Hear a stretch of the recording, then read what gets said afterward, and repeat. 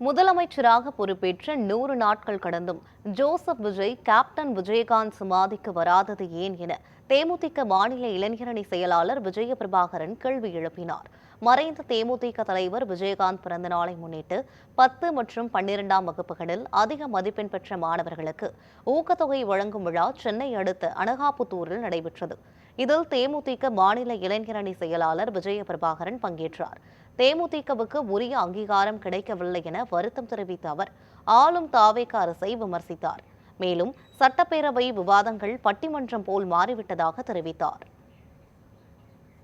இன்னைக்கு மரியாதைக்கு முதல்வர் விஜயானி 300 ஹாஸ்பிட்டல் பெட்டு போடுறாரு. இன்னைக்கு பெரம்பலூர்ல ஹாஸ்பிட்டல் 300 பேருக்கு பெட்டு கொடுத்து ஒரு ஹாஸ்பிட்டல் கட்டுறாருன்னா அன்னைக்கு சாலைகிராம் 1980 இலவசமான மருத்துவமனை ஆரம்பிச்சது கேப்டன் விஜயகாந்த் தான்.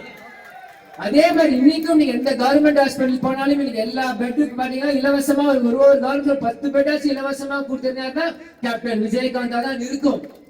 இன்னைக்கு பசின்னு வந்தா கேப்டன் விஜயகாந்த், இன்னைக்கு ஒரு இயக்குனர் புதுசா ஒரு இயக்குனர் கேப்டன் விஜயகாந்த், ஒரு புது நடிகர் வரணும்னா கேப்டன் விஜயகாந்த், இன்னைக்கு ஒரு அரசியல் புது கட்சி வரணும்னா கேப்டன் விஜயகாந்த்.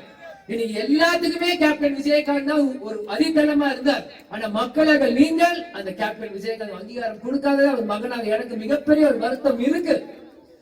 இன்னைக்கு இந்த தேர்தலுக்கு கூட நாங்க ஏதோ டிஃபெண்டர் கார் வாங்கணும்னு அப்படி பேசினாங்க. நான் இன்னைக்கு உங்களை ஆதாரபூர்வமா காமிப்பேன் அது எங்க சொந்த காசுல வாங்கணும்ட்டு.